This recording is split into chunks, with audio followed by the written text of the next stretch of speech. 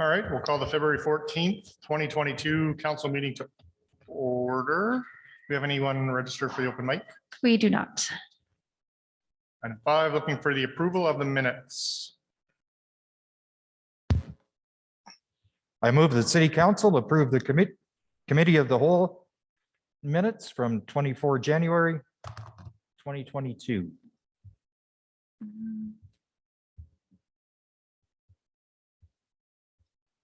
Mayor Gandam, could we do the adoption of the agenda first, please? Oh, Thank you. sorry.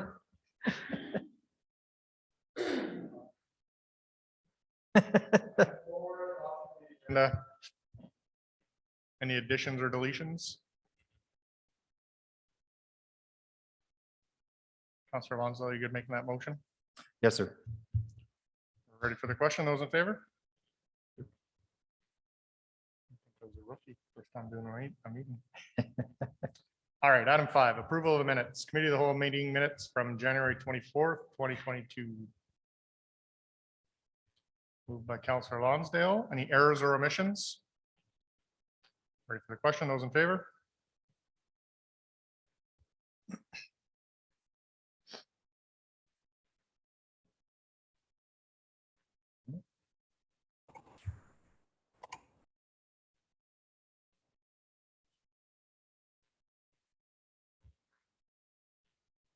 There it is.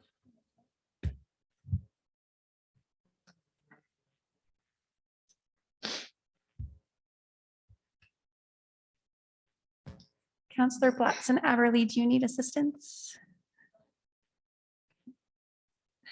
Are you in favor? And then Karen can just do it manually for you. Perfect.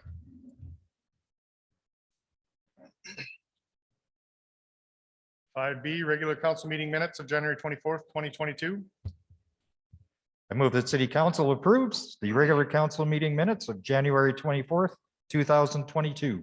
Moved by Councilor Lonsdale. Any errors or omissions? Ready for the question? Those in favor?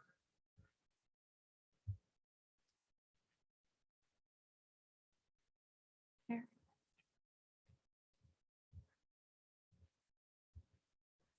Carried unanimously. Item 5C, special council meeting minutes of February 3rd, 2022. I move that City Council approve the special council meeting minutes of February 3rd, 2022. Moved by Councilor Lonsdale. Any errors or omissions? Ready for the question? Those in favor?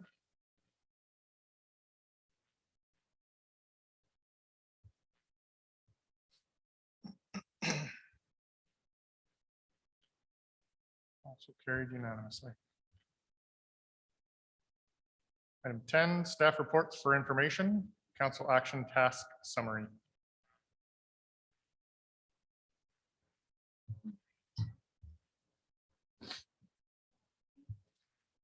Good afternoon, Council. I'm presenting the Council Action Task Summary. So this is a review of the motions that we have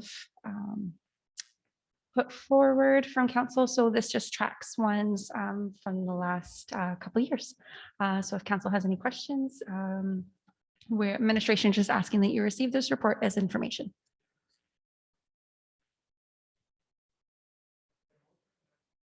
Questions if you have any.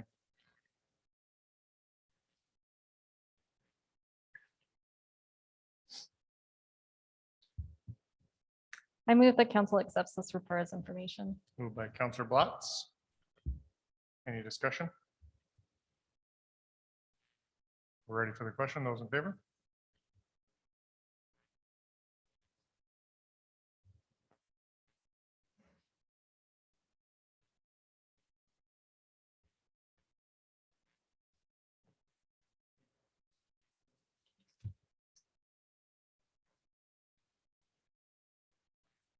(16) disposition of land, lane right of way within plan 7521197. Thank you very much, Mr. Mayor and Council. Just bringing this forward today for a decision on the disposition of this land.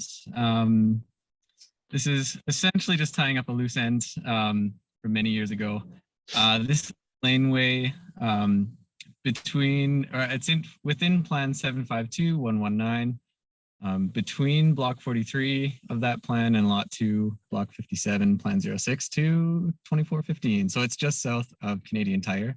The rest of that laneway was disposed of many years ago. And so this portion of lane really now represents land that isn't useful. It essentially won't ever be a laneway. And it doesn't serve a transportation purpose as it sits now. It doesn't serve as access to any surrounding properties. And so ultimately, it represents really only a liability to the city, and we don't need it anymore. So lately, Public Works has noted that the city has spent fairly significant resources because this space has become a place that people gather. And since there are no park facilities available, like garbage cans or benches, it's not intended to be a park space or a public gathering space. And so it's become a place where garbage accumulates. And according to Public Works, they've spent approximately 24 hours there in the last year on grass cutting, garbage cleanup, and aesthetic maintenance. And this accounts for about $1,000 worth of time and equipment. So really just we're hoping that this is kind of the initial stages of us identifying pieces of land like this that we can start to clean up so that we can essentially take it off of our books. So yeah, just a little summary of context. It was set aside as a road right of way within the plan back in 1975. And yeah, again, since then, hasn't been used. It was bylaw 141298 and 142298 when the rest of that was subdivided and it was subsequently sold. The appraisal reports that we got as of September 7th, excuse me, 2021, came in at $13,000. And if council approves this disposition, the land would be listed for sale at that market rate. At this point, the next steps would be the road closure bylaw. Since it is a road right of way, the road does need to be closed by bylaw as per the MGA. I will highlight here, since this report was first submitted and approved, we've been chatting with Alberta Transportation and a few other municipalities that have been doing this. And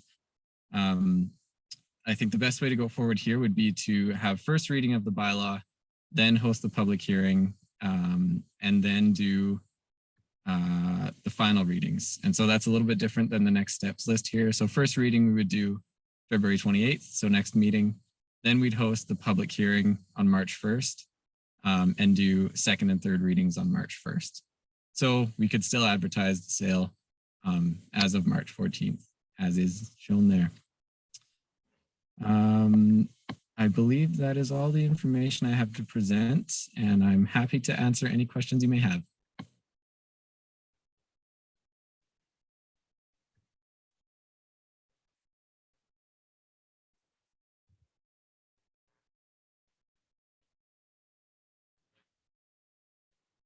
Councilor Billingsley. I move that city council approves the disposition of the portion of lane within plan 7521197 between block 43, plan 7521197 and lot 2, block 57, plan 06222415. Moved by Councilor Billingsley. Any discussion?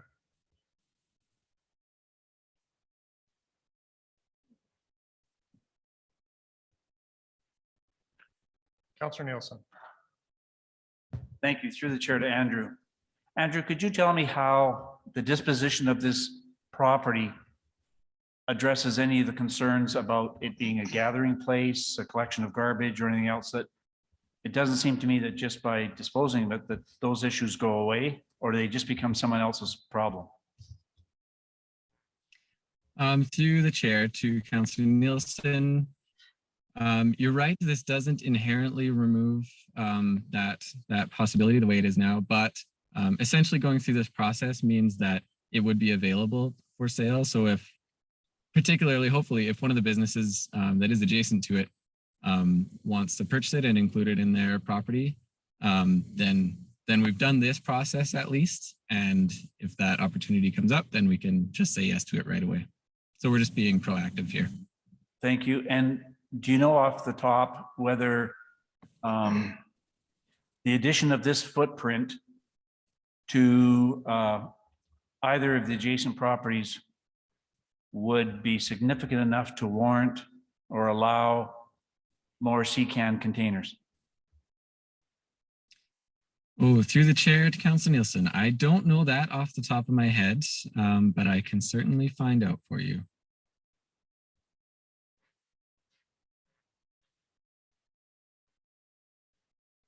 Thank you.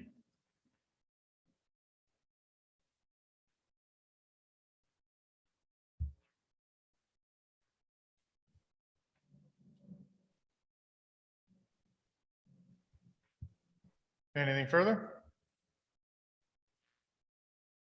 So, Go ahead. so if nobody purchases that piece of property after we have the public hearing and all the rest of it, then that would remain in the control of the city, and then we would still be required to do whatever maintenance and cleanup of that area.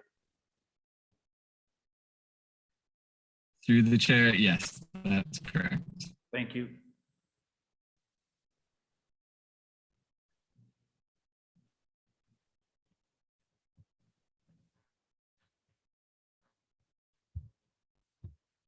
Anything further? Ready for the question? Those in favor?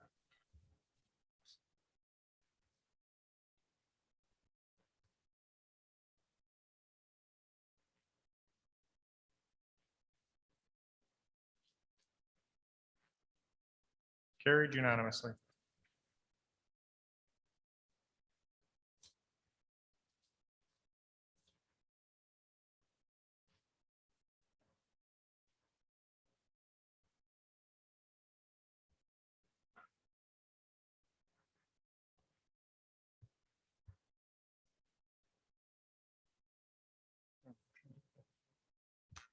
It's, sorry, it'll be the one, it is item D on this. Oh, okay. They just got separated during publishing.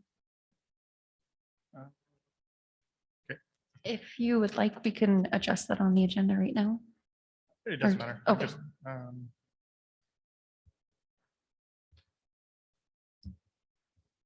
item D is showing us that municipal reserve piece.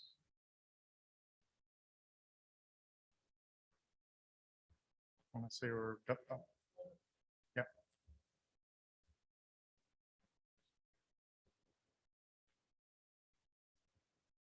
We would have to make two separate motions. Oh, gotcha. But even still, for a motion for the public hearing. Because that's what you're looking for as well, right?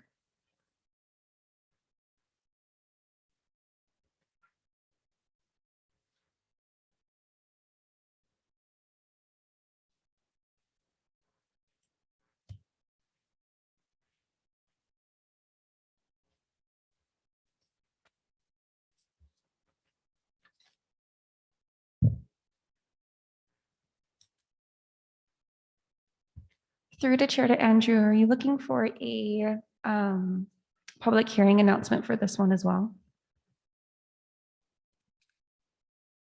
Sorry, my apologies on that. Through the chair, no, sorry. So we'll bump the public hearing to the March 1st, or sorry, March 11th council meeting. And we'll bring first reading of the bylaw to the February 28th meeting. My apologies. That's okay. Thanks.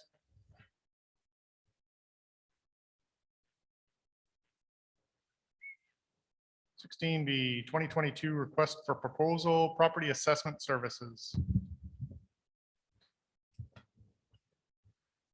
So good afternoon, Mayor and Council. Before you today is a request for decision regarding the City of Wetaskiwin's property assessment services. During the December 13th, 2021's council meeting, council requested administration to complete some further research surrounding assessment services, which has been presented to you below. One of the first questions that council presented was, how does the city, or how does the cost proposed by Accurate Assessment compare to other similar municipalities?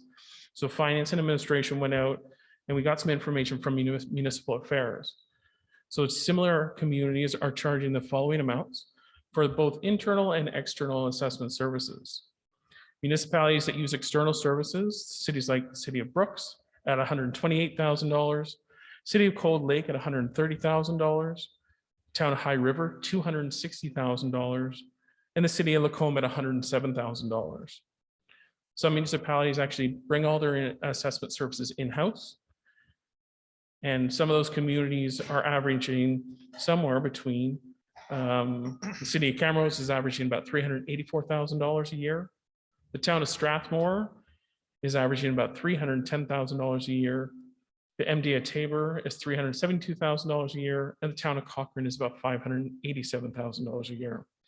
Now, this is information straight from municipal affairs website. One of the interesting things is we can't really determine exactly how they came up with the calculations. So we don't know when we're talking about internal services, how many people that is. It's just a blanket number. That's that municipal affairs website. So the second question that council presented was, what would it cost for the city of Wetaskiwin to hire an internal employee to complete all the annual assessment services? So finance went out, we completed some research into what the cost of internal employee would look like. And the salary assessor ranged somewhere between $95,000 and $115,000 annually. So if we take into account the average salary of $105,000, things like overhead and direct costs, we get an approximate cost of about $156,000 annually. Now, those direct costs are just an estimation at $25,000, but they include things like training, professional dues, vehicle and travel expenses, and additional software that the city would have to purchase. The final question presented by council was, what would it cost the city to inspect every single property in 2022? This would be, from the words of Accurate Assessment, almost a Herculean effort to do in 1 year. But when we went, we had those conversations, it would cost the city approximately $185,000 to inspect 100% of all the properties within the city limits. This is just an initial assessment. It's most likely considerably low, as the amount of effort that we needed to take place to capture all the residents within a 1-year timeline would actually be, like they said, a Herculean effort. Some of the other things that we noticed when we were taking a look at some of the analysis was Accurate Assessment also provided other documentation that identified inspections completed over the last 5 years, which actually averaged out to about 1,887 properties annually, or 36% of all properties, versus the required amount or the contractual amount of 20%, which identifies that the value for service that we're getting from Accurate Assessment that they're providing to the city is far beyond what they're requested to do. As per section 284.2-1 of the Municipal Government Act, the municipality must appoint a person having the qualifications set out in the regulations to the position of designated officer to carry out the functions, duties, and powers of a municipal assessor under this act. It was a quick rundown, but that concludes my presentation, and I'd be happy to answer any questions that you may have.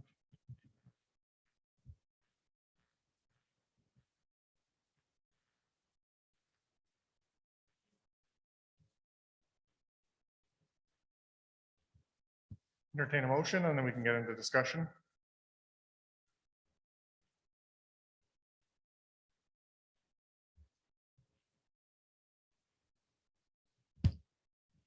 I move that city council directs administration to execute the contract for assessment services from March 1st, 2022 through February 28th, 2025 with Accurate Assessment.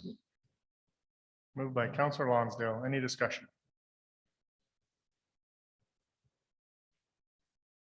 Councillor Billingsley. Thank you.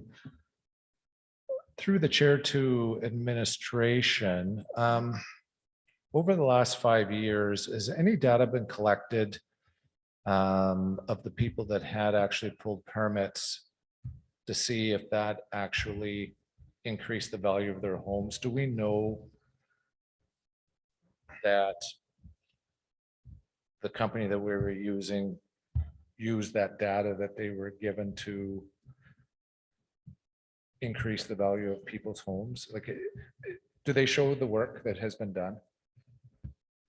Through the chair to Councillor Billingsley, we have not asked them for that data, but we could.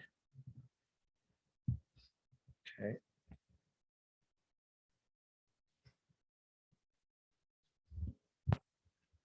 That's it for now. Councilor Nielsen, there's a request to speak button as well here, so it's easier to keep track Sorry, of who's. certainly. My apologies. Through the chair, I appreciate David's comments with regard to not necessarily understanding how the external assessment services and internal assessment services are actually worked into the respective communities. In reviewing the document, it shows that Accurate Assessment does 8 assessments a day, on average 45 minutes a day. That works out to a 6-hour day in terms of doing those assessments. And the reason for that, as I understand, is the assessors come from Red Deer and Sherwood Park, so they have to have 2 hours of travel time. If in actual fact, you had an employee on and we're averaging 45 minutes per assessment, and you're averaging 7.5-hour day, our own assessor could do 10 a day. So in actual fact, at 10 a day, it would take them 106 days to complete that work, which Accurate Assessment does in 132 days. And I know when we first entered into this conversation, the concern was, could we do a job split? And when we did the calculation at 6 assessments a day, there wasn't many days left for them to do other duties. But in actual fact, if they did 10 a day, they would actually have 139 days left for reassigning. What that works out to is that 44% of their time, 44% of that $156,000 would be in doing assessments, which adds up to $68,750. And they could be reassigned 50%, 56% of the time elsewhere. So I guess first off, I'm wondering if there's been any consideration given to a job share situation where 106 days is used for assessment to meet the minimum requirement of 1,060 assessments. Yeah, I'll leave it there. Has there been consideration for job sharing? Through the chair to Councillor Nielsen, we've kind of looked at all options, but we haven't specifically looked at what the other side of that job share would look like. But it's definitely something that, we recognize that there would be a part of that position that we could utilize in some other areas. Yeah, more than a half-time position could be elsewhere. I guess the questions I have, and for those that were in council before, when I was taking the training you folks are now so much enjoying, one of the questions that I asked in the session was, could a city's assessment actually be deflated, a negative assessment? And the answer I got was yes. And I asked the question about how do you guard against that? And the suggestion was that you would conduct a thorough review, both with the government and your assessor. And at the time I had requested that, and it was encouraged that we not do it at the time because of some staffing considerations. And to my knowledge, we still haven't done that. So I guess my first question is this: who in the city, when we contract out the assessment, actually oversees the contract, the quality of that contract, or the accuracy of the assessments when this group is in our community? So through the chair to Councillor Nielsen, I can tell you without doubt, and I've had long conversations with Accurate Assessments, that if they are the successful proponent, then I'm looking for a diarized list of every time and every property that they do any kind of assessments on in the future. so that we can make sure that we're getting value for money. I cannot tell you for certain that this has been done in the past, but it is definitely one of the things that I have talked to Accurate Assessment about, is I want that list every single time. I want it every day that they come in here. I want to know what they're doing. And then I want to be able to reconcile back so that we can report back to council on the number of houses, the number of properties that have been assessed. They need some oversight, so I guarantee you that that will happen in the future. And I thank you very much for that. Yeah.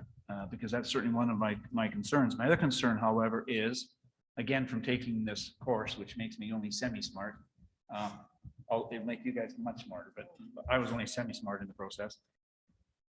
Is simply saying how many did you do and proving that they did them, to me, doesn't solve the problem, because the bottom line is, I recently had a work permit to do some work in my backyard to close in our back patio. I had the assessor show up not so long ago. He said he pulled the work permit. Could he look at the work? Which he did do. He went around the back, looked at it. And then he said to me, have you done any changes in the house? And because I didn't pull a work permit for the $1 million renovation I did in my house, I, of course, said no. And he said, okay, thank you. And he went away. So I was able to keep my assessment pretty low because you didn't get to see the whole enchilada. And so that causes me to wonder how accurate our assessments have been. And if we've had any analysis done external from Accurate Assessment that shows comparables. As I understand, when anyone appeals to the assessment board, the very first thing the assessor has to do is come up with comparables to support their data. And my next question related to that is, in the last 4 years, how many appeals have been made where people are concerned with the overinflated assessment? And I suspect you don't have that information. Yeah, so through the chair to council, yes, no, I don't have that, but it's definitely something that we can get together for. Okay, I've sat on the committee and we've never had one in this entire, Okay. in the 5 years I've been involved. We've never had an assessment appeal.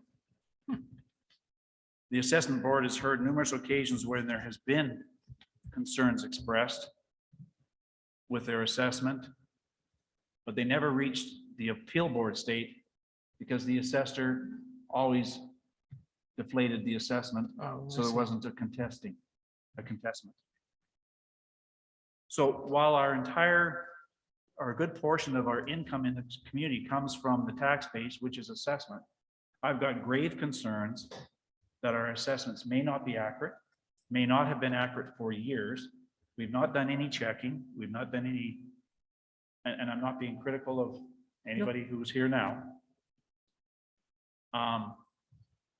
But I'm concerned that it isn't just a matter of how many did you get done this week or this month. My concern is the effectiveness and the quality of the assessments that took place. I'm very appreciative of the fact that he spent less than 20 minutes in my house. He didn't find my $1 million renovation, and my assessment will stay low, and the city won't get any more money from me. And I'm being facetious with that, but we've been down this road a million times, and I'm really concerned that our assessment in this community is deflated. I have no evidence that it is, but I've got great concerns that it may well be, and we have no way to determine that over the last umpteen dozen years. I think we can do better than what we're doing, and I won't support this motion.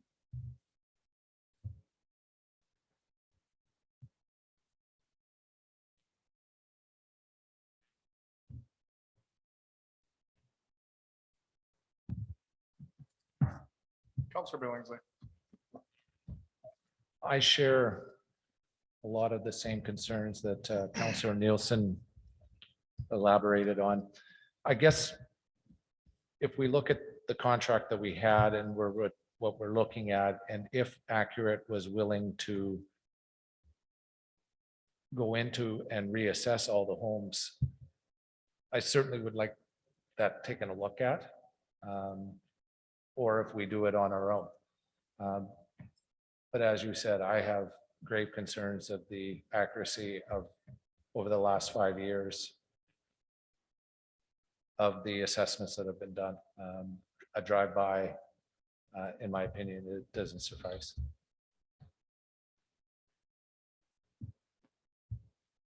Councillor Eberly. Thank you, Mr. Mayor. Through the chair to administration, what is our alternative? When I read it, the tender was put out and assessment was the only company to go into it. So is our alternative, yeah, what is the alternative? Is it just turning it internal? Are we tied into 3 years on this? I don't understand those pieces.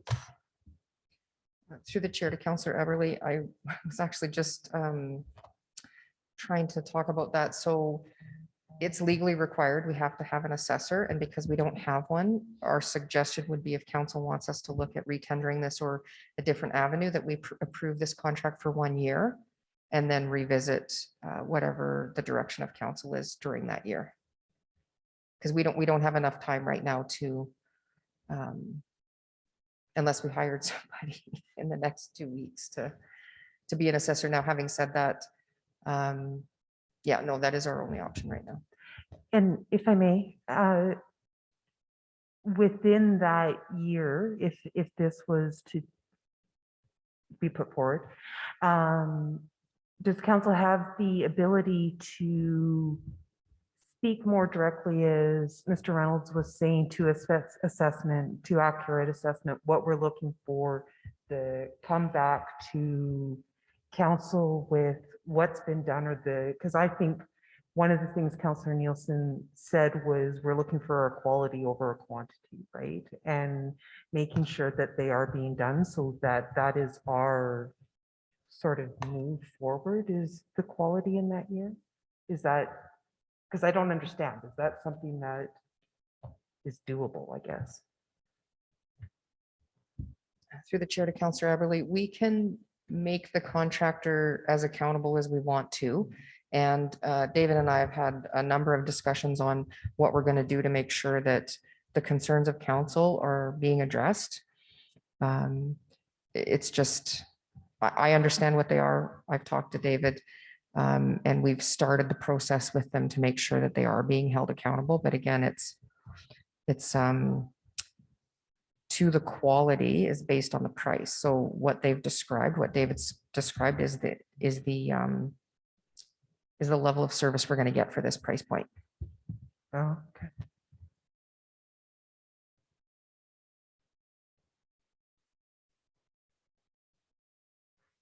Councillor Billingsley.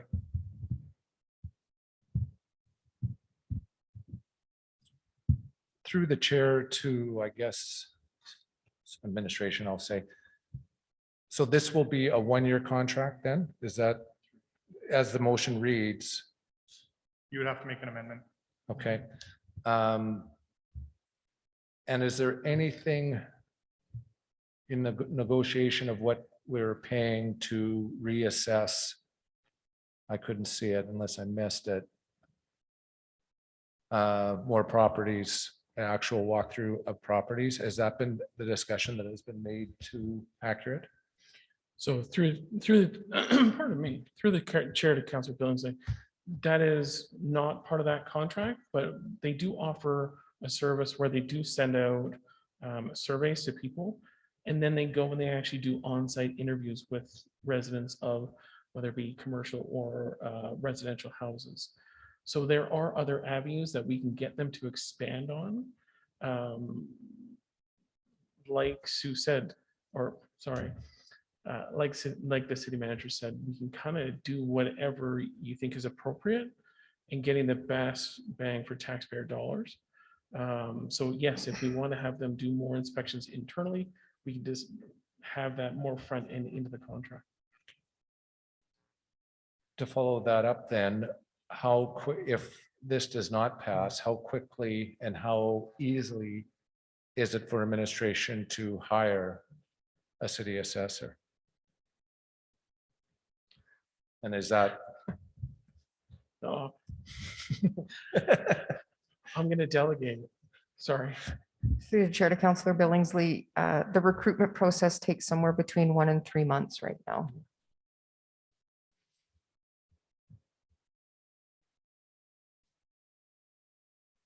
Thank you. So legally, we have to have an assessor on staff or a contract with an assessment firm.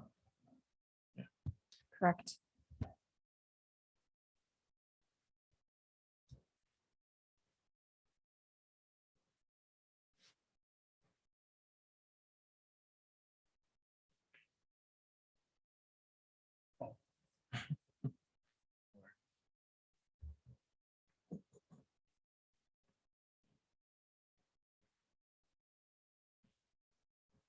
Oh.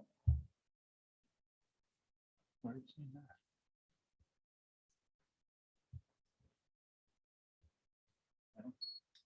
Is there a shorter time period that we can have a contract? Like if we said we had a contract for 3 months or 6 months or something like that, if the will of council was to eventually go to hiring their own assessor? To the chair and all of council, we do have a person that we know of that could come in on a contract basis to help out if we had to, although we might have to step out to confirm his availability before we commit that. Councillor Nielsen.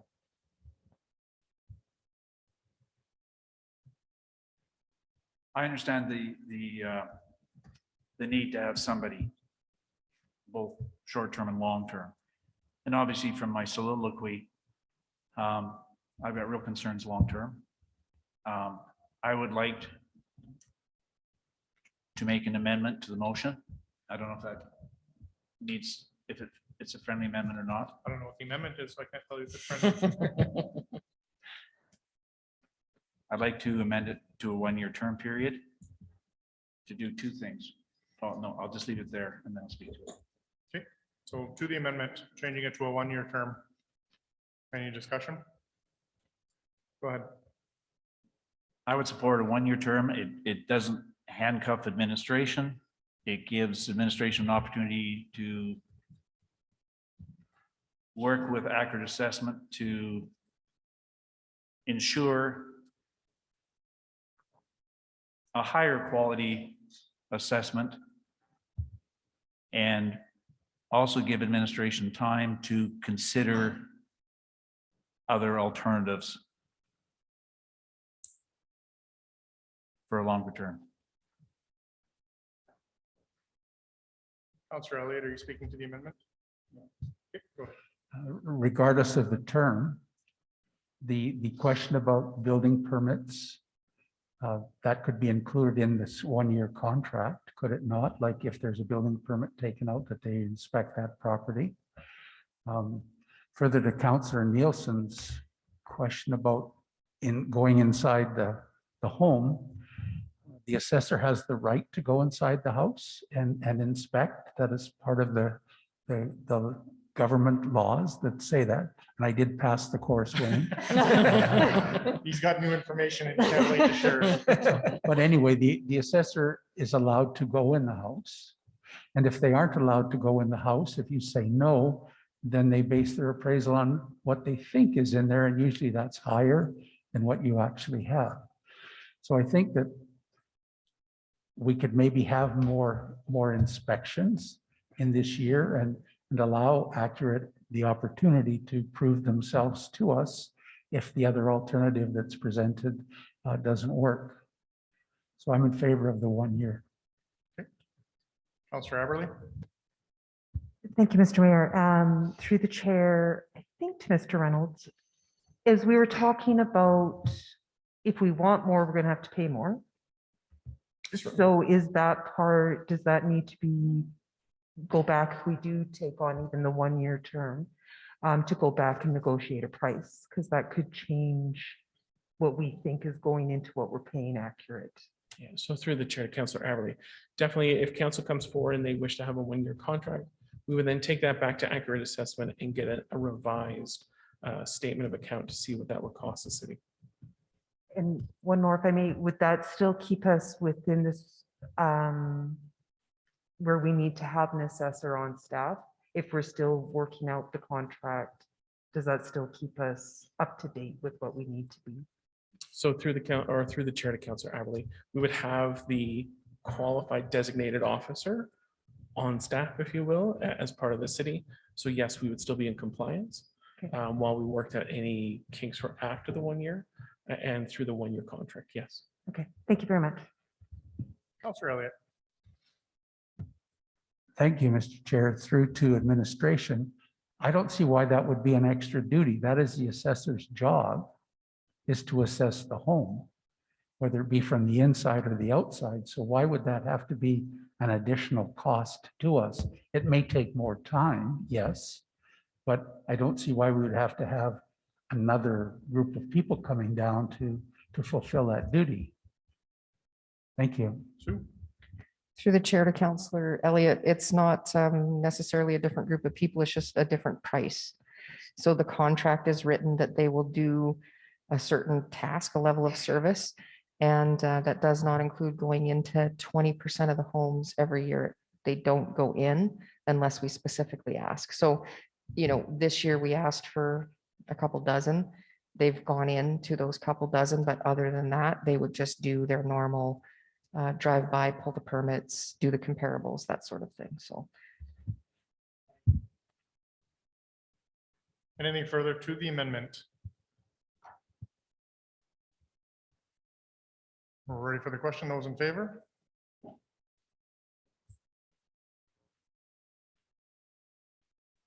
Carried unanimous.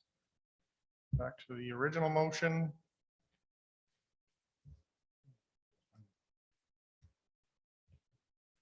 Anything further?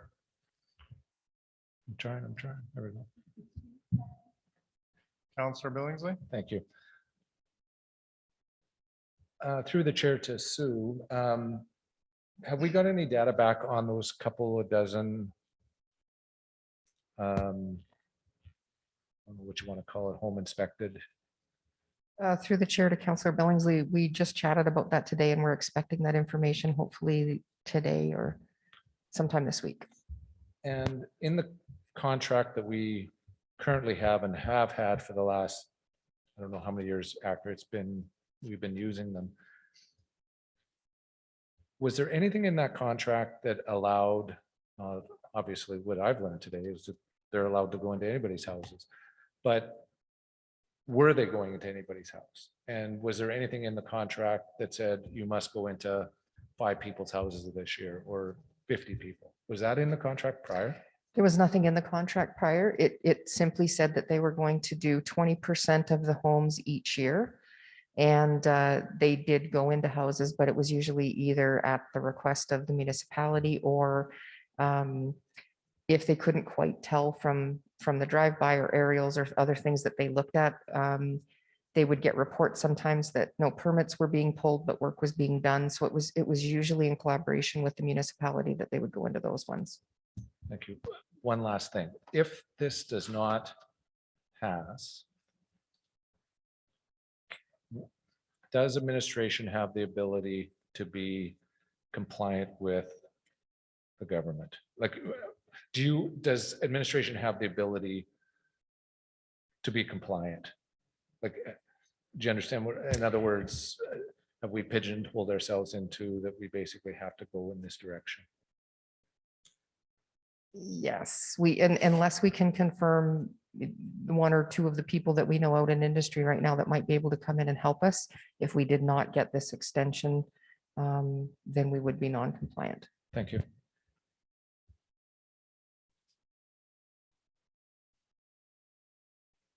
Anything further to the amendment? Or sorry, to the original motion? We're ready for the question. Those in favor?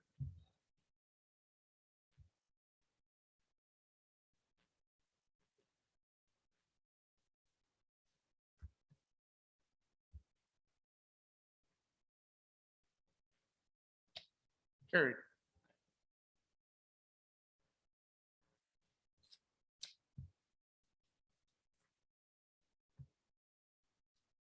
Item 16C, municipally controlled corporation, Peace Hills Utilities, Inc. Thank you, Mr. Mayor and Council. We first presented this topic for the municipally controlled corporation back in December to set the public hearing. The public hearing was held on January 24th, 2022.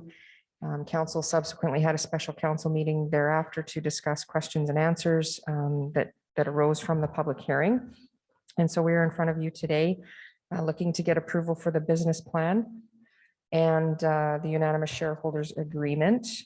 And this is the next step in us being able to create the municipally controlled corporation.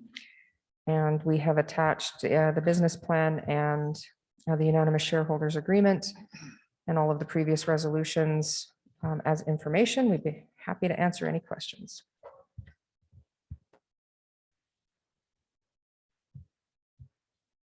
Entertain a motion and then we can discuss.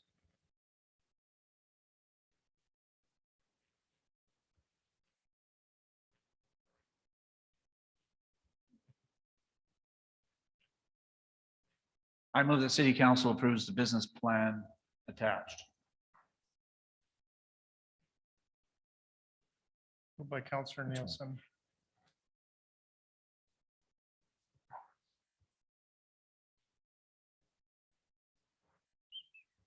Councillor Billingsley.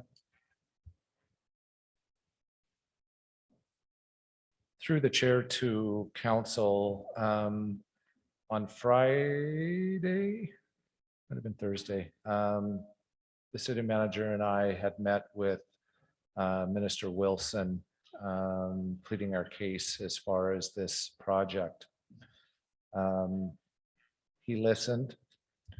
We had some concerns of the lack of involvement. Maybe that's not fair. That's totally not fair.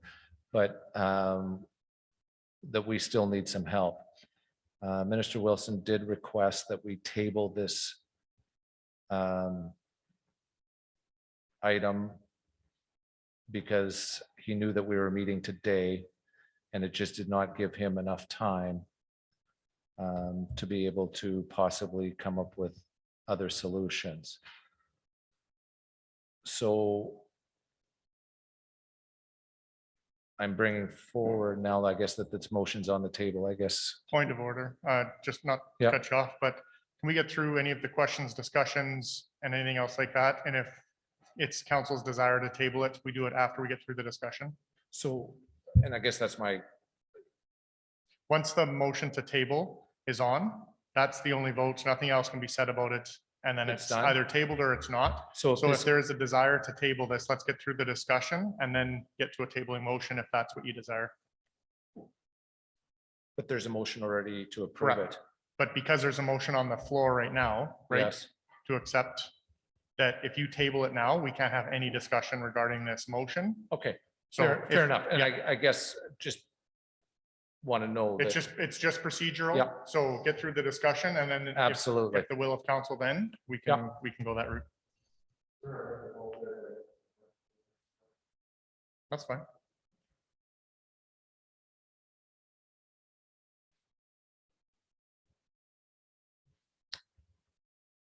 Any discussion?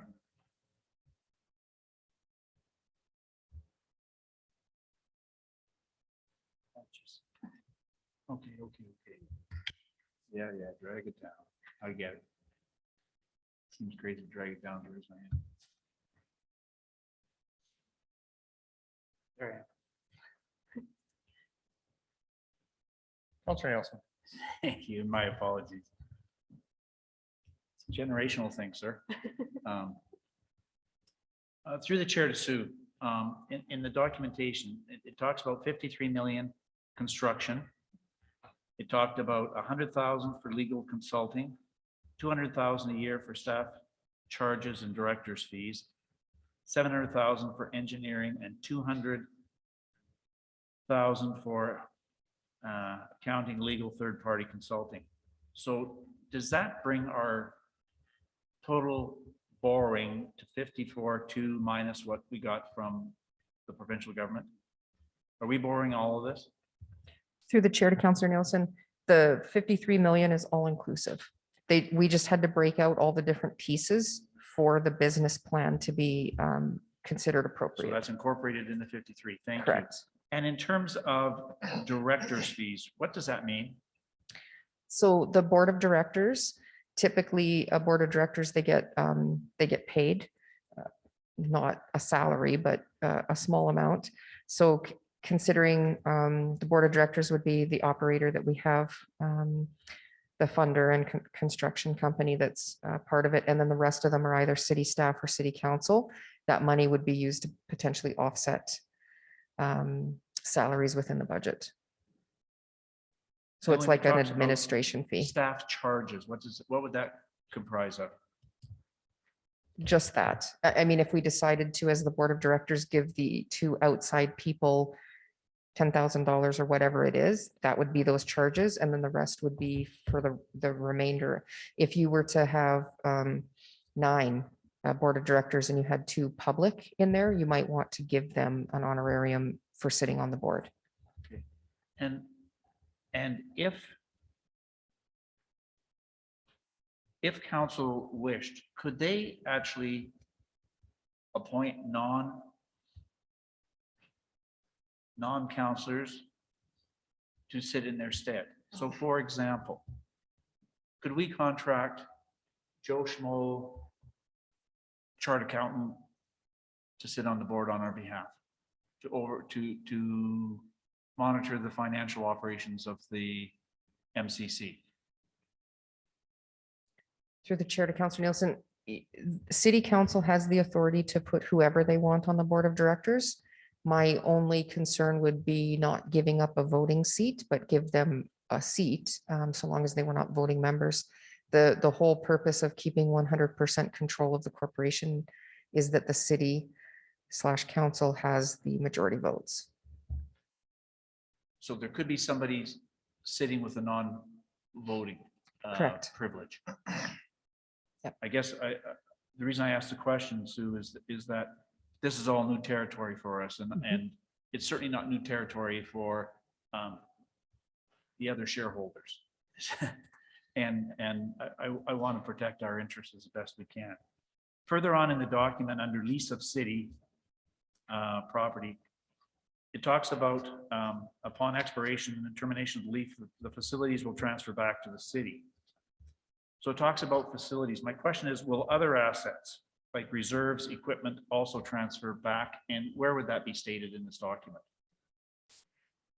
Through the chair to Councillor Nielsen, there are several other documents that would be happening in the background, and the lease agreements between the MCC and the operators address all of those pieces.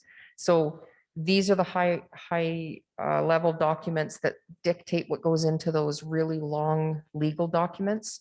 And basically right now, what we're saying is we're going to lease everything to the operator. They're going to run everything. And then if and when we terminate that lease, it all comes back to the MCC. At any point in the future, if the city decides to get rid of the MCC, everything comes back to the city. I understand the intent. It's just that it was quite clearly stated that upon termination of the lease, the facilities will transfer back. And there's much more than just the facilities to transfer back, right? Yeah, in those other agreements, facilities are listed as equipment, yeah, buildings, covered. infrastructure, yeah. Thank you. And then under financial risk, there was a number of statements of risk factors. And one of them was unanticipated capital requirements. So it talks about the MCC may anticipate annual capital requirements, which then is a risk to the consumer and to the community. How likely is that? Truly, how likely is that, given that we're putting 53 million into the project and transferring our reserves over at the same time, that all of a sudden, so it's how likely? Likely. It is highly likely. That is exactly why we're in this position. So I could use a community that's quite close to us. They were already tendering for construction and the rules changed.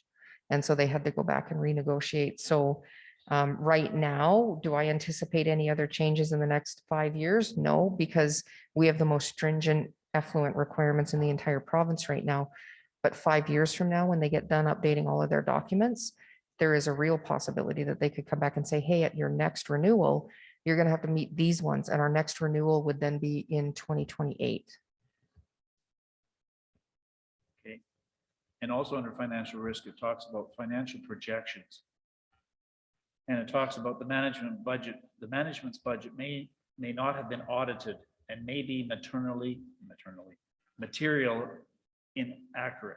Is that the city's budget you're talking about, or is that the anticipated projections coming from MCC? So the entire budget for the MCC was derived from our budget, the city's budget. They haven't dug real deep into it. What they did, we did a quite extensive review with Aquaterra and Graham and went through and said, okay, this is what they know to be true in other communities that they're managing. And then they compared to our budget and looked at the size and the number of, kilometers of pipe that we have, et cetera, and came up with the cost estimates for that. So basically what they're saying is if the city messed up somewhere, they're not responsible for that. Thank you. And my last question, Sue, is in relation to the borrowing. And I know that's not part of this document as such, but at what point do we, the city, need to commit to Graham and so forth, that we need to borrow X amount of dollars? So currently the financial close is anticipated at the end of April.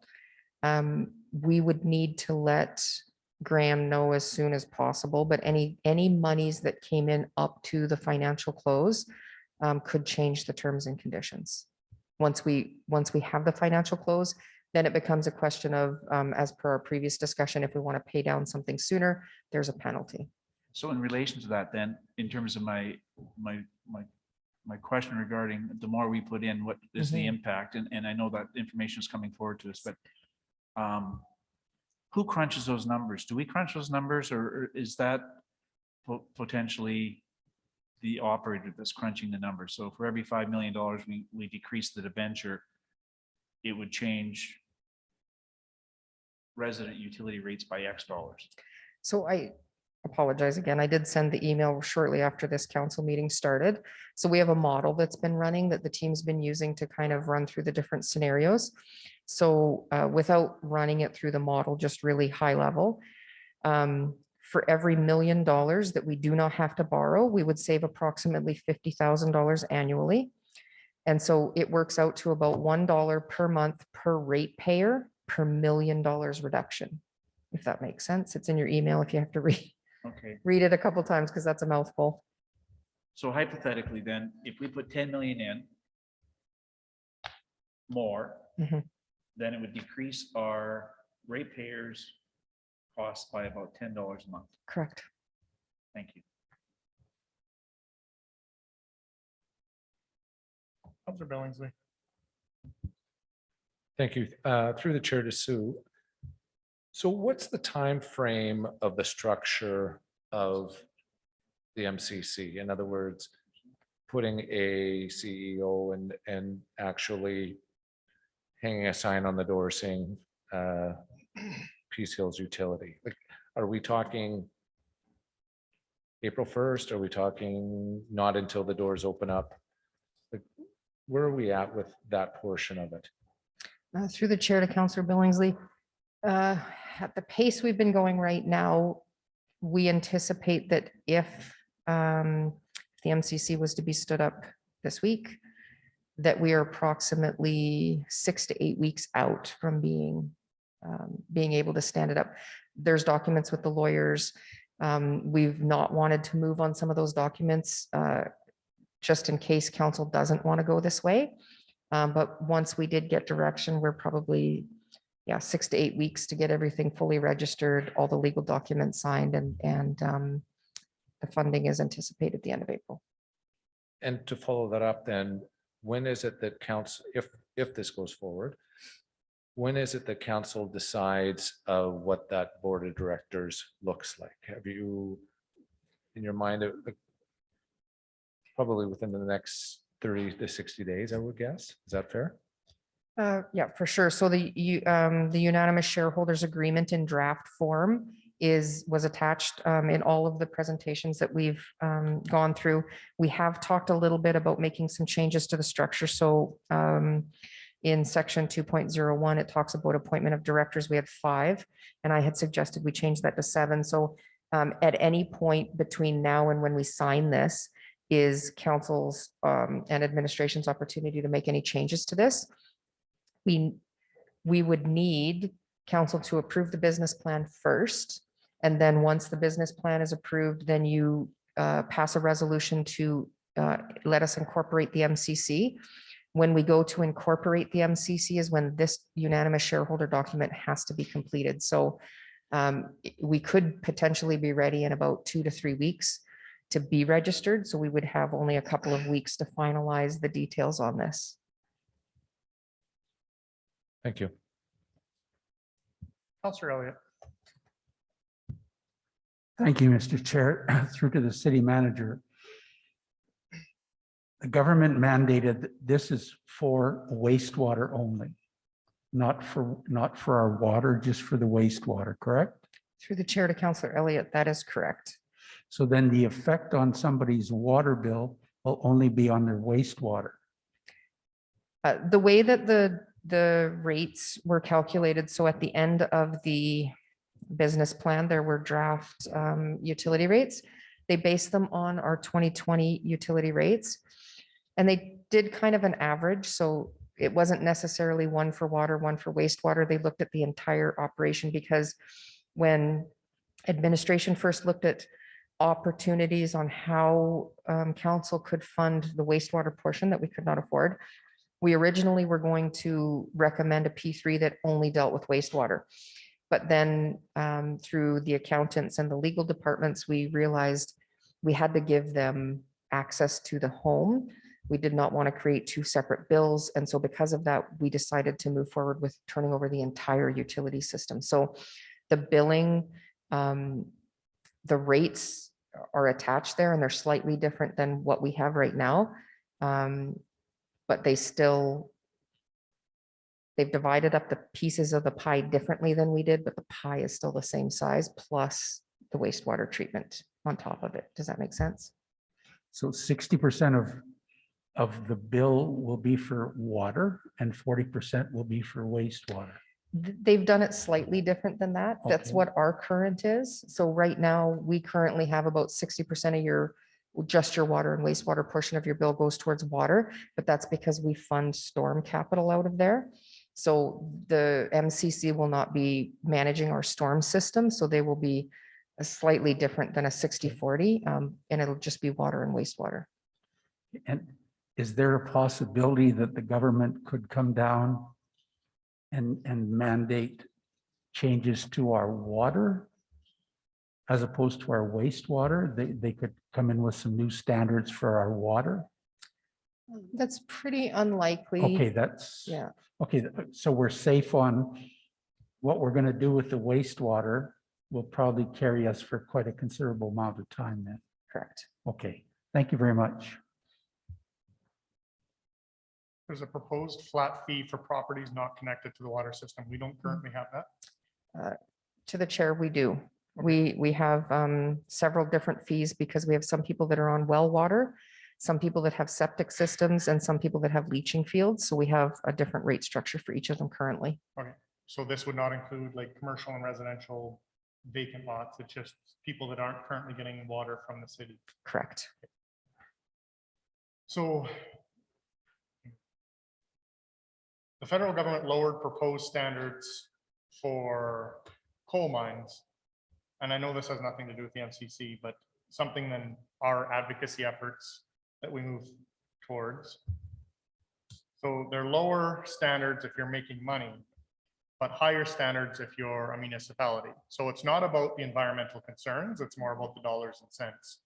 So it's extremely frustrating to be a municipality who then has to make changes to their wastewater treatment because of federal legislation.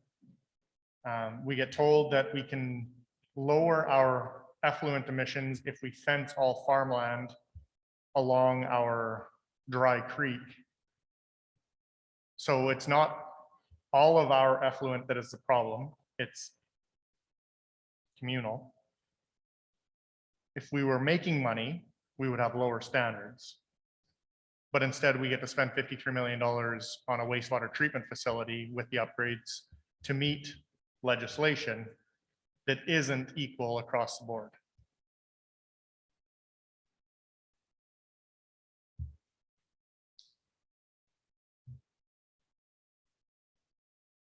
Just a comment.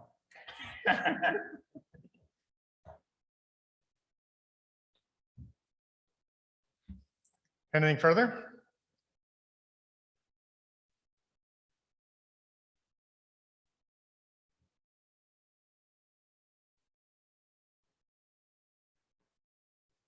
Oh, sorry. I can do this. Councillor Nielsen. Thank you. Through the chair to Dean. From your meeting,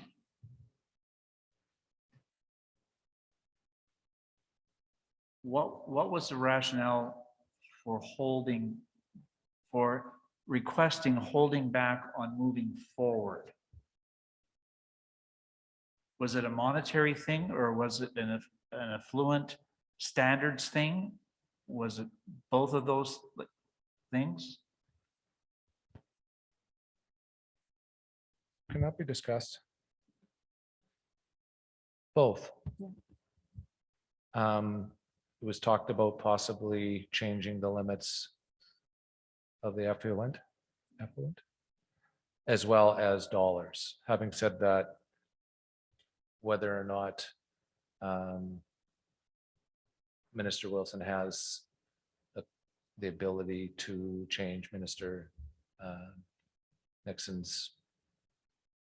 We haven't been able to get in with him, or administration hasn't, and the mayor haven't been able to get in with him. But that was sort of Minister Wilson's plan of attack, was to see if he could have our limits changed. But even if the limits changed, there would still need to be some construction and changes within our existing system. Correct, but it could be Done internally as opposed to in the P3. Is that what you're saying? possibly, but not necessarily. No. And then the second part was to lobby for the second, third, or $12.9 million. He had asked for a little bit of time.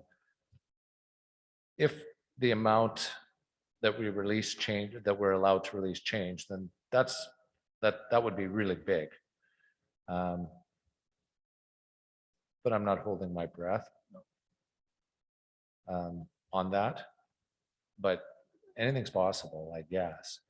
He did ask for it to be tabled. I'm not convinced that tabling it is really going to solve anything anyway. I was just stating that he asked to be tabled. I'm not going to bring forward that motion. But then through the chair to Sue then.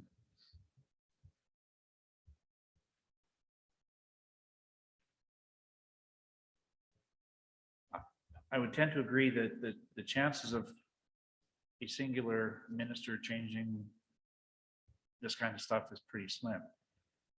But at what point, to sort of address what Mayor Tyler said, at what point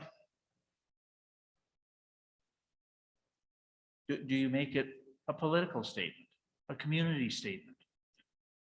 When we're talking about different standards across the province, and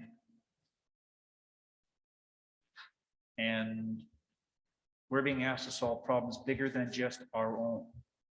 Like, when do you turn that into a political conversation? Because we've all played really nice in the sandbox so far. We've negotiated, tried to negotiate through administration, through Tyler, through whomever, and have sort of come up upon a deaf ear. And yet there's a real unfairness in the way this is unfolding. And it's turning out not just to be unfair to us around the table, but it's unfair to the residents of this community. And when do we ask them to step up and be part of the conversation and the discourse? Or do you? Through the chair to Councillor Nielsen, we have been fighting pretty loudly and lobbying both orders of government since 2018. I recognize that the public wouldn't have known that all along, but that was one of the questions that we did answer as part of the public hearing. I think the community deserves to know that we're running into these issues at the other orders of government. And I read the same article where profitable companies are getting breaks and we are not, which I then forwarded to Mike Lake's office this morning, asking if when Tyler and I are at FCM, if we can get in front of those people as well. I think based on my experience and understanding of how all of this works, there is, I mean, you could table for a few days and see if we can get into Minister Nixon's office. But it's not going to hurt to continue going either, because even if we got money later down the road, which I think is going to be the most viable option, we could work that into the system. Lobbying the other orders of government, these companies that have been doing this, they treat municipalities differently than businesses. So I think our likelihood of success is not great. But I think letting the residents and the local businesses know that we are being treated differently is all we can do. We have reached out to some and asked them to speak up, and there hasn't been a strong desire for that to date. Well, we have a population of nearly 13,000 here in the community, and that voice hasn't been mobilized, and nor have we necessarily asked for it to be mobilized. In the event that we can't get heard, then maybe they should be answering to more than 7 council members. Maybe they should be answering to a community of 13,000.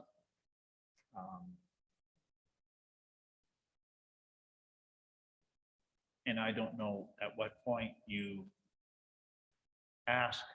share the information and ask your community to express their viewpoints.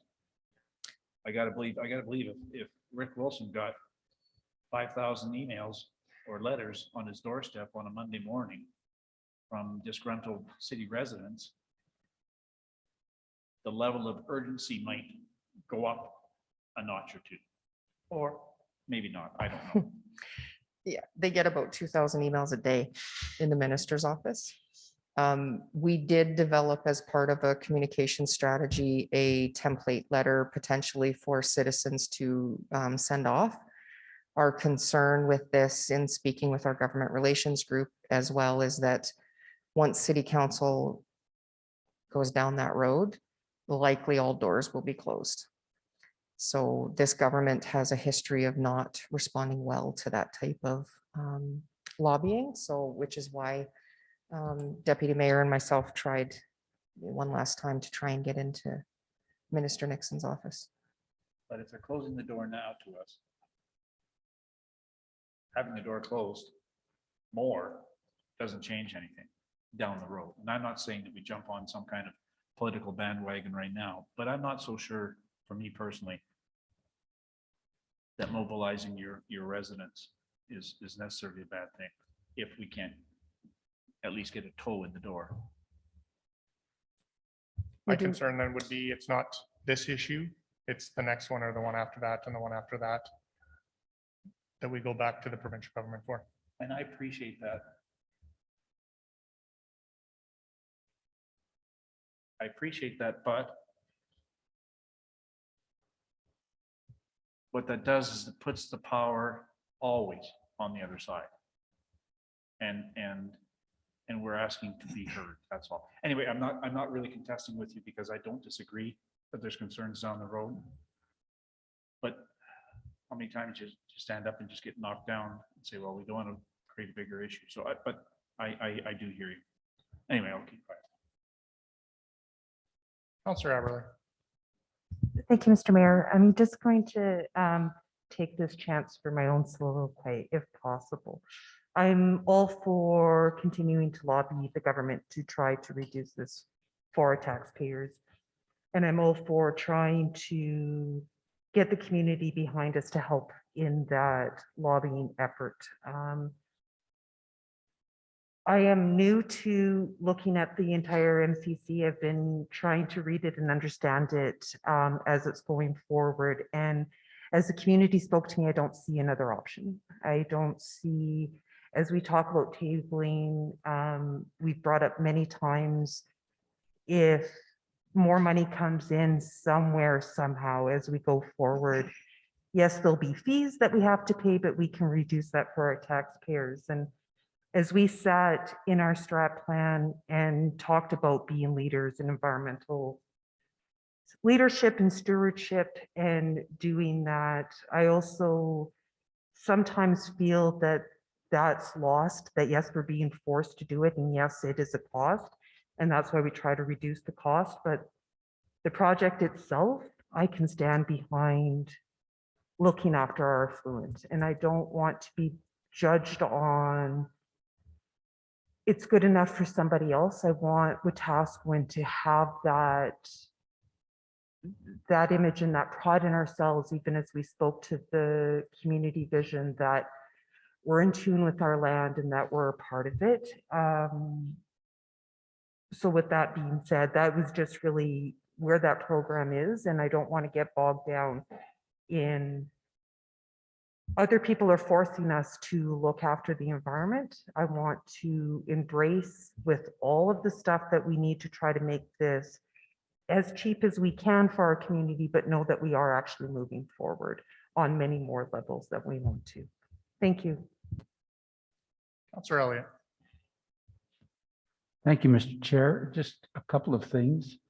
Just a comment. First of all, I think related to what Councillor Nielsen said, there are many people who have written to us about MCC and water rates.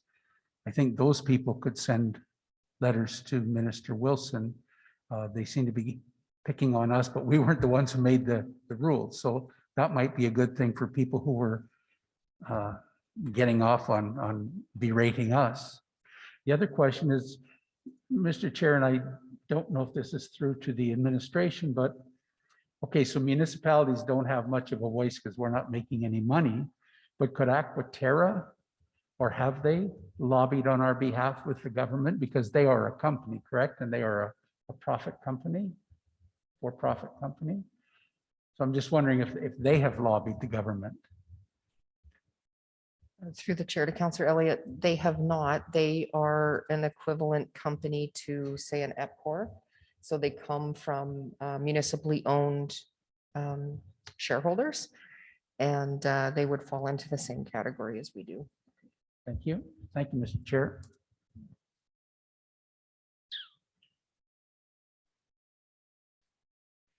So even if it were possible, if we somehow were fortunate enough to get further funding to help us out with this, even if it were possible for us to do this through our own borrowing, interest rates are likely better through a P3, through that type of project, rather than us borrowing through the ACFA, and you have to help me out with that acronym. Changing the borrowing rates throughout the province. I think it was done so that P3s were encouraged. Being able to get a better interest rate through a private partner rather than through the provincial borrowing sets us up that way. So again, even if we were fortunate enough to find the other third for this project, we're still likely better off interest-wise to go through a P3, therefore still needing that MCC to be stood up. What does ACFA stand for?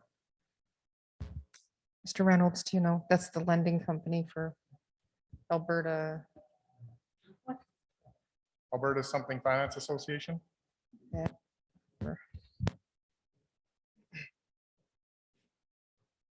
And I had asked Sue about that and the difference between borrowing currently at the provincial rates or going through a P3 over the next 40 years saves us $1 million. That's 2.5% on a $40 million project.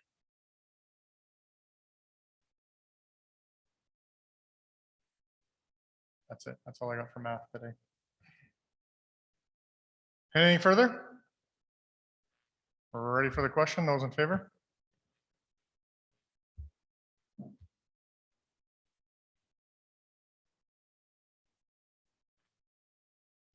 Carried unanimously.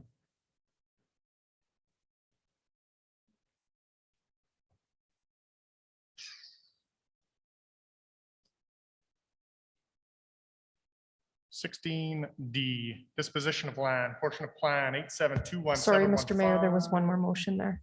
Sorry? There was Oh, one there more was, motion, sorry. I got excited.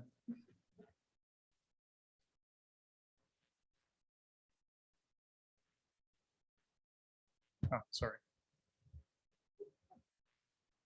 Did somebody make that motion already? And if so, can they read it out, please? Move that City Council approves the creation of Peace Hills Utilities Incorporated. Moved by Councillor Billingsley. Any discussion?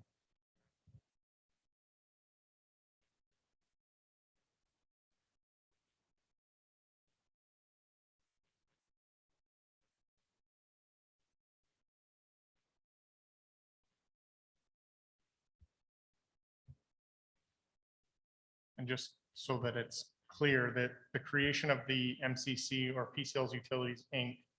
does not mean that this project has moved forward. It's just that we've created the municipally controlled corporation.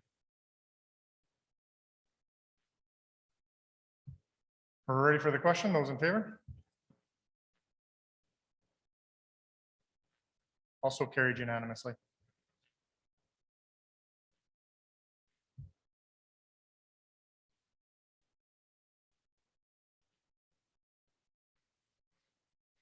On page 22 of that, that's why I didn't see the other motion. Okay, now 16D, disposition of land, portion of plan 8721-715, block 9, lot 27 MR.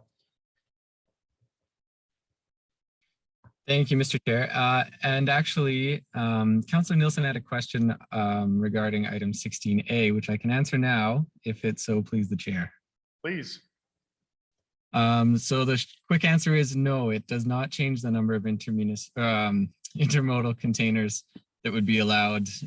The Canadian Tire parcel to the north is 1.7 hectares, and the parcel to the south with the U-Haul is 0.4 hectares.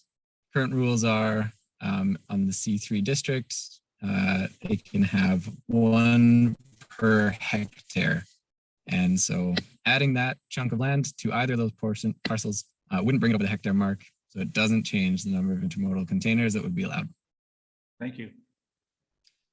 Thank you, Mr. Chair. Now regarding this item for another land disposal, again, following our theme of proactively looking to make our books a little more efficient. This piece of land was first leased as a 1.3 acre site to the Jesus Cares Christian Fellowship. And they currently own the building. The building itself was built in 1991 by the Kinsmen, and the building itself was sold in 2011 to the church group, and the land is leased from the city. Under this lease agreement, the lease is due for review every 5 years. That review period happened to be this year, and I know Alan Harris had initiated a conversation regarding renewing the lease, and part of that conversation was the option to potentially buy the land, which I understand and believe would be mutually beneficial to both parties. And so administration is just pursuing that on our end and completing the procedure there. So first step is this council approval of the disposal. The site and the building are not an asset of value to the city, or wouldn't be of value, any greater value to continue to lease it rather than just sell it as it is. The use of the actual park space that it's on, the Kinsman Park, wouldn't change because the building's already built. And the parking lot is currently able to be used by the public and by the city under the lease agreement. So we would ensure that as a condition of the sale, there would be an easement placed on the title that would ensure the city could continue to use that parking lot to access the park for maintenance and that kind of thing, and that the public would also be able to park there in order to use Kinsman Park. A note of procedure in this case is that the land is designated municipal reserve, which means that before it can be sold, the municipal reserve designation does need to be removed, and that needs to happen by council resolution, and we need a public hearing for it.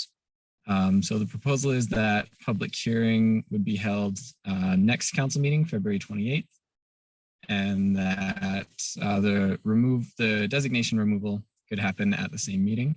Of course, we would advertise this according to our advertising requirements, which is an advertisement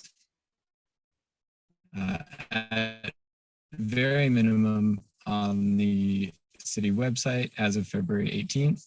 Would certainly be posting this one in the paper and advertising it more than just the bare minimum. In this case, I see, yes, there's a note that an appraisal was completed, just not in time to get it onto this agenda before it was submitted. So the appraisal came in at $300,000 for that 1.3 acres. And that's just for the land as service land. It doesn't include the parking lot of the building because those are already owned by the church group. So there are two motions before you. The first is to approve the disposition. And then if council approves the disposition, we would move forward with the public hearing. So there are those two motions before you, and I'm happy to answer any questions you may have.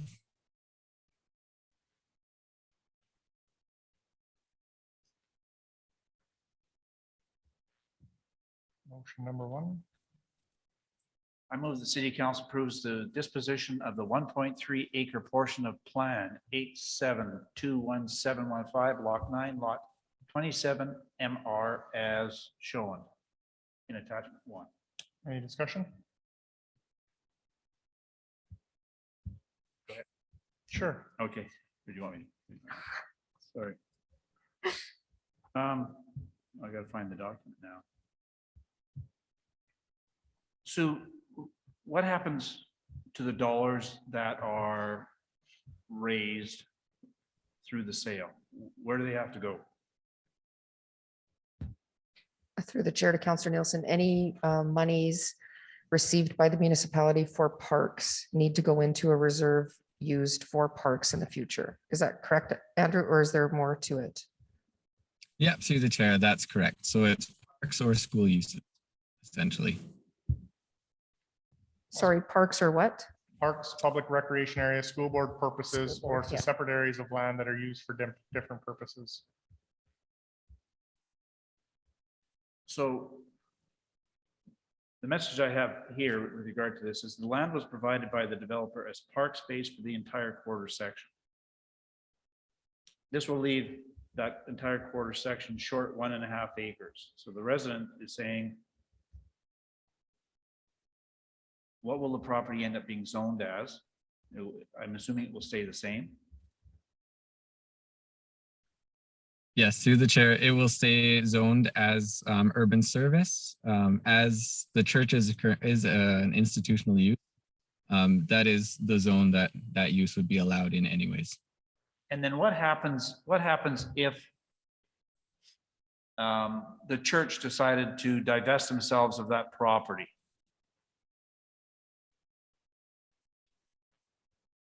Through the chair, in that case, it would remain zoned urban service. And so the same uses that would be allowed would continue to be allowed if it was a new owner.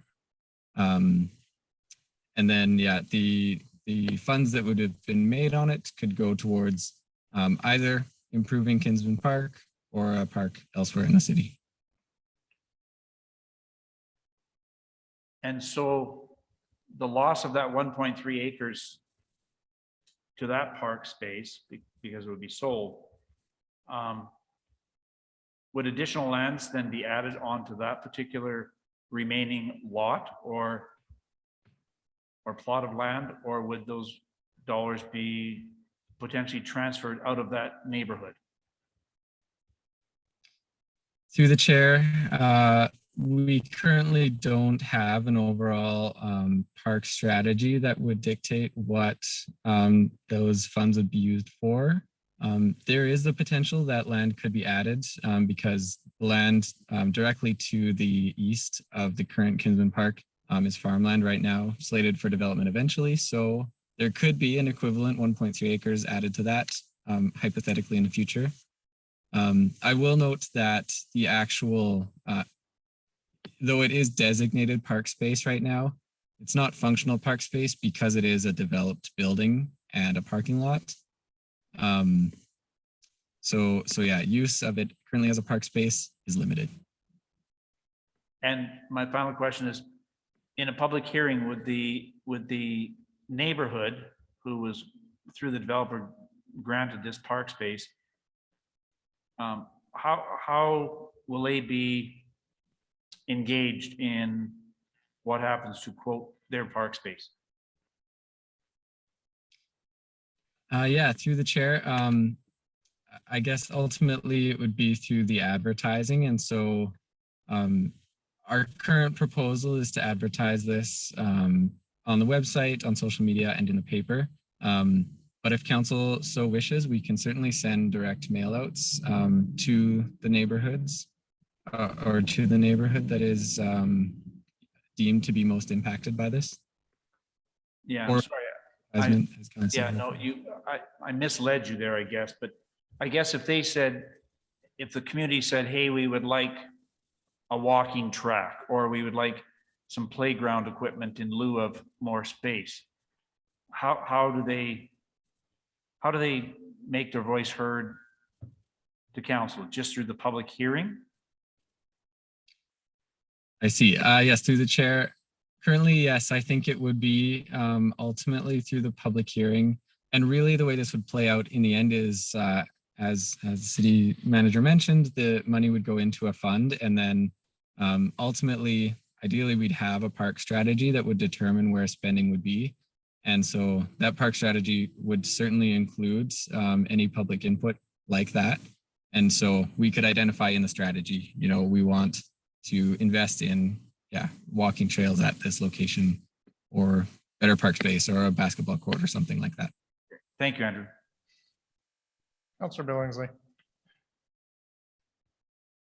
Andrew, through the chair, this then is deemed to be, is it deemed to be surplus property? And this does not necessarily guarantee that the Jesus Cares Church would be buying this. If somebody wanted to pay more than they do, they certainly could buy that property. Is that correct?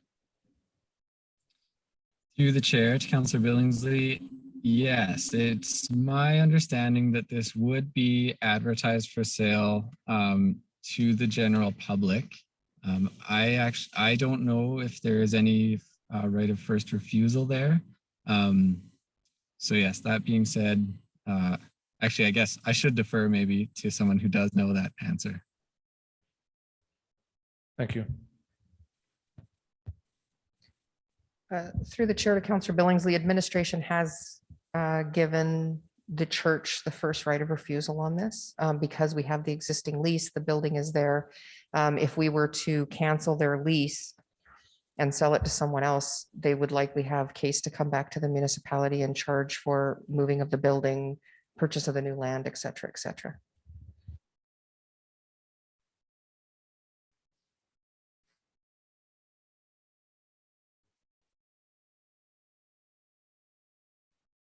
Good. Councillor Elliott. Thank you, Mr. Chair. Through to Andrew or the city manager, just what happens to the area structure plan for Aspen Ridge with this change? To the chair, to Councillor Elliott. That is a good question. Off the top of my head, I don't believe there would be any change required because the zoning is not changing and the building has existed there since 1991.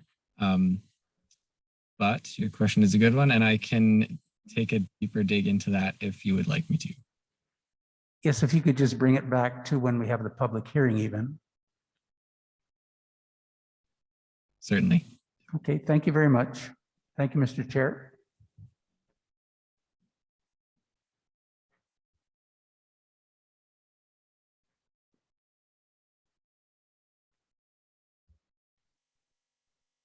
Go ahead.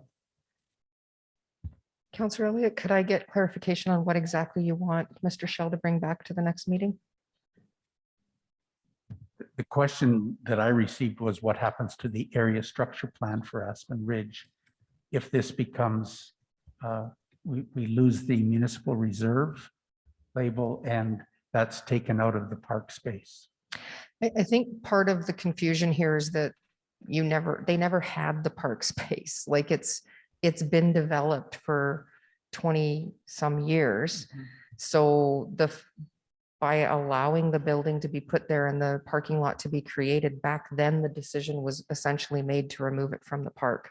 So we're essentially just removing the MR designation piece. There is no change to the ASP. I mean, there's always an opportunity, even in the future, when Mr. Shaw was talking about we could potentially put this 1.3 somewhere else. We could, but the city will have to pay for that. So a developer is only required to submit so much land, dedicate so much land to the municipality. And if we ask them to dedicate more than that, then we would need to pay for that or take some money in lieu. But I think there's a little bit of confusion. It hasn't been used as a park, and maybe some people are confused by that. But if this was part of the 1.5 acres for recreation parks, and now we take it out, well, we have $300,000 to do something with. So that could buy other parkland. But these, according to the percentage they had to give, they're going to be short that percent, are they not? Well, it's my experience, and Andrew might know a little bit more about this, but when I first got here and looked through the area structure plans and how we've taken dedicated land in the past, we haven't taken nearly the amount of land that we were supposed to, or we would allow developers to give us a tot lot in the middle of 3 alleys and little pieces here and there. So we haven't actually gotten very much functional dedication from developers. And yeah, I mean, again, you could use that money however council deems fit for those within those regulations that are there. But so we certainly could look at buying more, but I don't think this changes the ASP at all.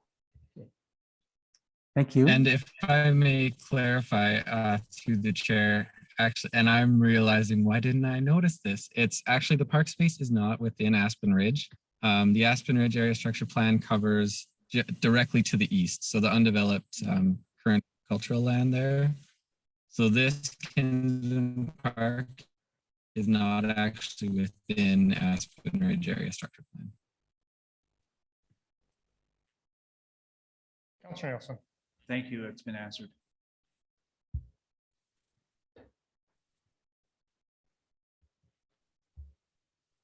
Just in the wording, the disposition is that the same as deeming it surplus?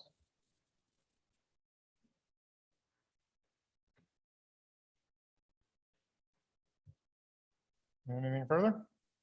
We're ready for the question. Those in favor?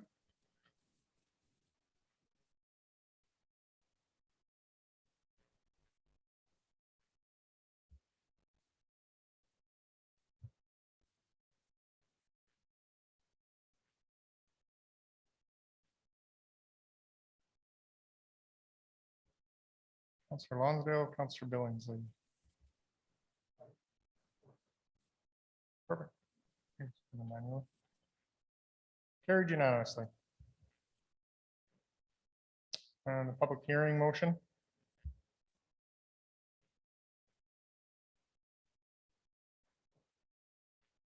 I move that a public hearing for the removal of the municipal reserve designation from the 1.3 acre portion of Plan 8721715, Block 9, Lot 27 MR be scheduled for the February 28th, 2022 regular council meeting.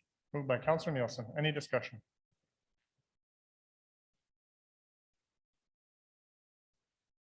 We're ready for the question. Those in favor?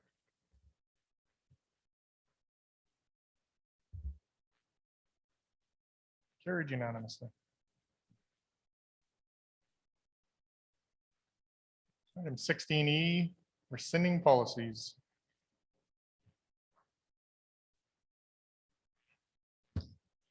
Good afternoon, Council. Purpose of this agenda item is to bring forward a request for rescinding the following policies.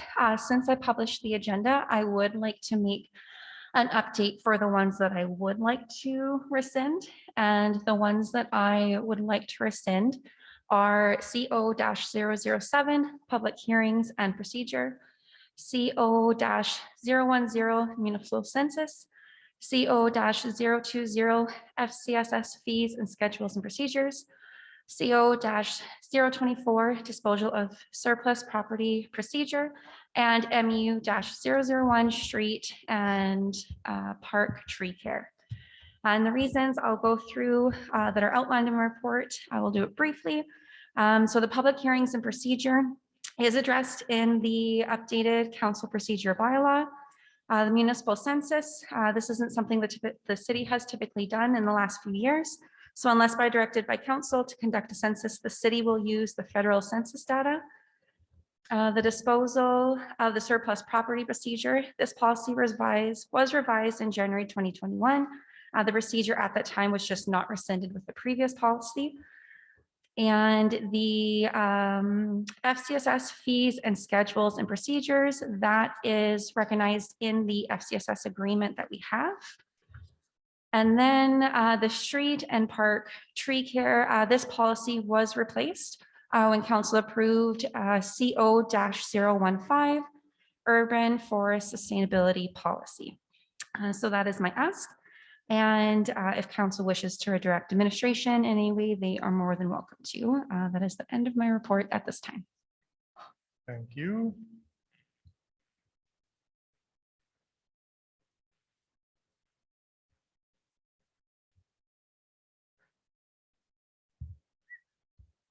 I move that council rescind the following policies: CO-007, public hearings and procedure, CO-010, municipal census, CO-020, FCSS fees and schedules and procedures, CO-024, disposal of surplus property procedure, and MU-001, street and park tree care. Moved by Counselor Blatz. And if there's any of those that you wish to have pulled, we can certainly do that in a separate motion. Any discussion?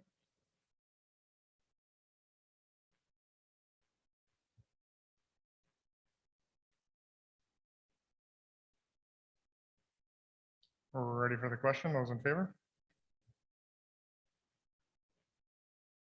Carried unanimously.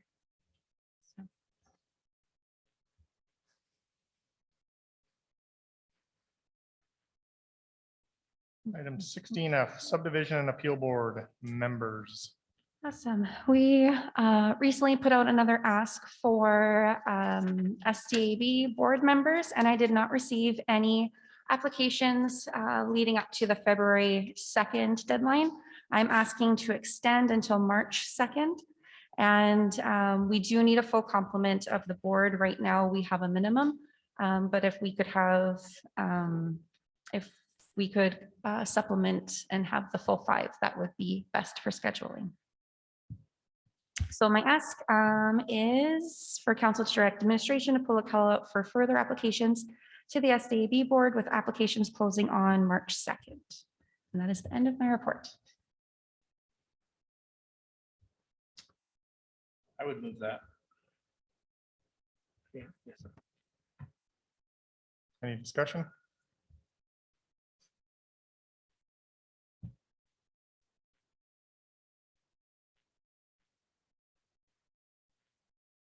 We're ready for the question. Those in favor?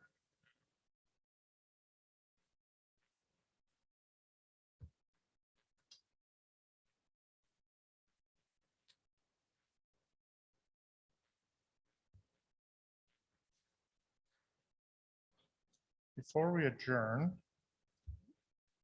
if we're able to add an in-camera item to the meeting, do I just need 2/3?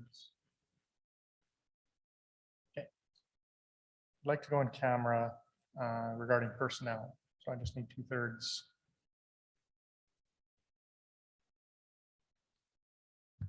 Mr. Mayor, I'd move that we go in camera.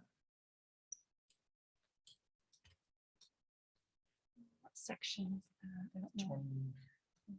I think it's section 17. 17.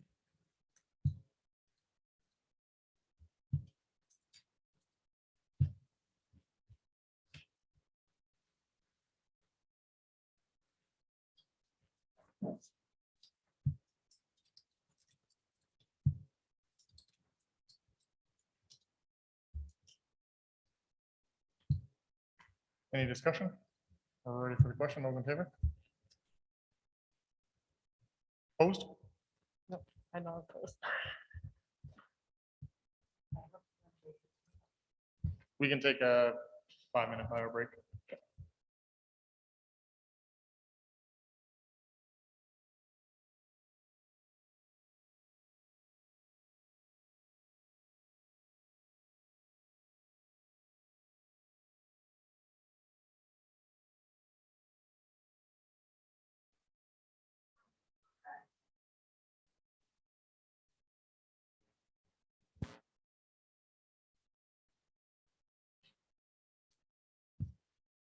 I move that we come out of in camera. Moved by Counselor Elliott. We're ready for the question. Those in favor? Carried unanimously.